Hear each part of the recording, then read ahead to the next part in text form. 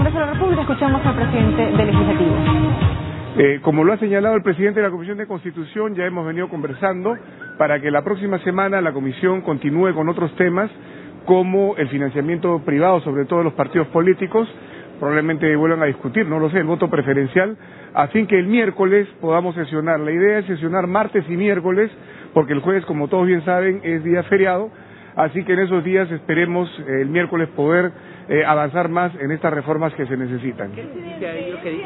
Declara el presidente del Congreso, Luis Iberico, respecto a la reforma electoral, que el día de ayer se han aprobado importantes modificatorias a la ley de partidos políticos. Ha señalado de que se ha avanzado bastante en ese tema. Sobre temas electorales podemos discutir eternamente. Uno dice que levantar la valla para inscribir nuevos partidos está mal porque aleja las posibilidades de que se inscriban nuevas organizaciones. Otros dicen que está bien porque hay demasiadas organizaciones y hay que crear condiciones más exigentes para que se inscriban los partidos políticos. Entonces, como ustedes comprenderán, ponernos de acuerdo no es sencillo. Ahora, para un organismo como el Jurado Nacional de Elecciones, como la OMPE, es más fácil pues ponerse todos de acuerdo y hacer una propuesta que la hemos recibido de muy buen agrado. Pero acá en el Congreso hay diversidad de bancadas, diversidad de partidos, diversidad de opiniones y finalmente las cosas se deciden por mayoría y eso es algo que hay que comprender también. Expectativas del sistema electoral, quien está señalando que se debería también aprobar el financiamiento público directo a los partidos y también democracia interna, ¿se va a cumplir con este pedido? Todo depende de lo que avance la Comisión de Constitución. Ellos han señalado que van a discutir el tema del financiamiento público y privado a fin de aprobar una ley el próximo miércoles. Estaría siendo exonerado obviamente el plazo de publicación y vamos a ver si se puede concordar algo en democracia interna. Ahí es más difícil este terreno porque no se encuentran los consensos y organismos que ven elecciones de un país y de un sistema democrático tienen que entender, y me imagino que entienden, que buscar los consensos no es una tarea sencilla. Presidente, disculpe que le cambie de tema, pero quería preguntarle si es verdad lo que dice la bancada nacionalista sobre que algunos parlamentarios como Omar Chejade y Zenaida Uribe no habrían estado asistiendo a sus comisiones y por eso han sido expulsados. Bueno, como presidente del Congreso no quiero meterme en temas internos de los partidos políticos. De todas maneras, uno siempre tiene que lamentar que bancadas parlamentarias se dividan, se fraccionen o pierdan a sus integrantes. Ellos sabrán por qué tomaron las decisiones que tomaron.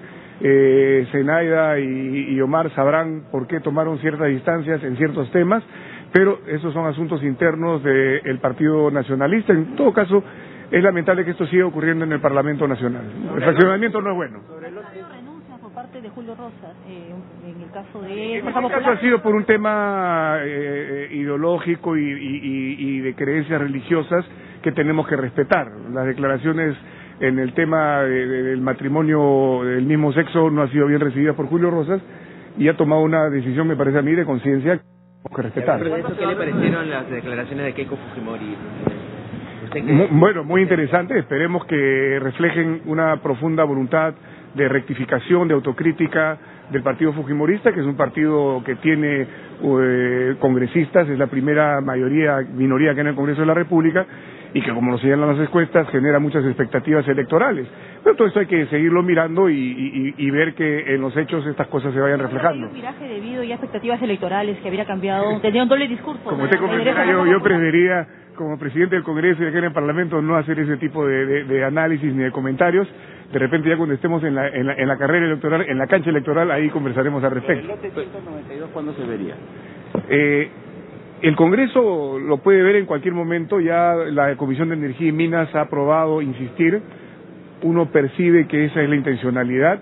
La próxima semana tenemos 2 sesiones y en cualquiera de ellos podría debatirse rápidamente un tema sobre el cual el Parlamento ya deliberó y ya tomó en algún momento una decisión. Se aprobó la moción de interpelación del ministro de Justicia, pero él ha mandado una carta al Parlamento para adelantar en todo caso la fecha de venida de explicaciones. Yo saludo el gesto que ha tenido el ministro de Justicia y conversé con él por teléfono. Él me llamó y ese es un buen gesto por parte de él que hay que reconocer, mostrando su disposición a venir. Pero como yo le expliqué, ya se había introducido el pedido de interpelación y es el Congreso el que soberanamente decide si acepta traer al ministro por invitación a su pedido o si da a la interpelación. Se votó y ganó la interpelación, que por si acaso es simplemente traer a un ministro para preguntarle, no es necesariamente una cuestión de censura, no es un fusilamiento, es una acción democrática permanente de todos los parlamentos del país. Esta intención de algunos parlamentarios de censurar, presentar una moción de censura contra los ministros de Estado que acudieron el día del día miércoles aquí al Congreso por el tema de las bambas? Yo tengo que lamentar profundamente la actitud que tomaron los ministros de Estado al retirarse del Parlamento Nacional, por más razones que puedan señalar. Es cierto que su propia bancada, la bancada oficialista, impidió hasta en 3 oportunidades que la ministra y los ministros pudieran venir a expresar los problemas de las bambas y a discutir con los parlamentarios. Es cierto también que ellos pidieron venir, pero el Congreso no es que un ministro pide y viene simplemente. A la solicitud el Congreso decide, o el presidente del Congreso decide si los invita o no. Y una vez que son los ministros convocados por el Parlamento, tienen que esperar a que sea el Congreso el que decide darles la autorización para poder retirarse. Ustedes lo han visto en todas las sesiones, el Congreso, cuarto intermedio y la autorización para que se retiren. No es que uno se va de buenas a primeras porque considera que en ese momento la Junta de Portavoces estaba reunida, razón por la cual yo no pude abandonar esa reunión, justamente para llegar a un acuerdo y permitir que los ministros pudieran hacer su exposición. Y nos dimos con la sorpresa que indignó a muchos congresistas de que los ministros habían decidido retirarse. Razón por la cual hay congresistas que han planteado una cuestión de censura, porque es un gesto que afecta el respeto al Parlamento Nacional. También es cierto que ya hay bancadas, y he conversado con portavoces, que en este momento tenemos que hacer primar la gobernabilidad y los intereses nacionales en el tema de las bambas, y no es un buen momento para una censura a los ministros que justamente están viendo el tema de las bambas. Pero ello no significa que cuando sean convocados nuevamente los ministros no esperemos de ellos, en su presencia en el Congreso, algún tipo de satisfacción para terminar con este incidente. Hay que entender, el Congreso de la República es un poder del Estado. Esta no es ni la sucursal ni la mesa de partes de Palacio de Gobierno. Al Congreso se le respeta y esa actitud la demando de los ministros de Estado. Ayer Daniela Bugatán dijo que usted y la mesa directiva habían sido los que ocasionaron que se retiraran los ministros, que hubo un mal manejo, que no se llevaron a cabo los acuerdos. No voy a contestar nada a Daniela Bugatán ni a ningún congresista en particular, pero los medios de comunicación no voy a responder a un parlamentario. Yo le tengo mucho respeto a todos y yo jamás han visto ustedes de mí ninguna expresión agraviante contra ningún parlamentario. Entonces esa es la actitud que siempre voy a mantener. Eso no va a cambiar en mí, ya que cada quien evalúe el comportamiento de cada congresista.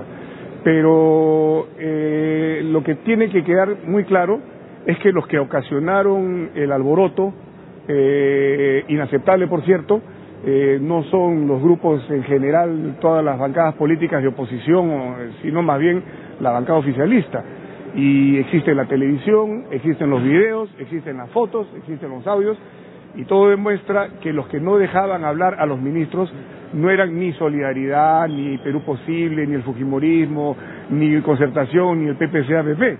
Todos han visto perfectamente quiénes eran los congresistas que golpeaban las curiles. Así que a las pruebas me remito. Un video vale más que 1000 palabras. Se habló que Daniela Bugatán había expulsado a los ministros del Parlamento, que les dijo, ¿qué hacen acá? Ya váyanse.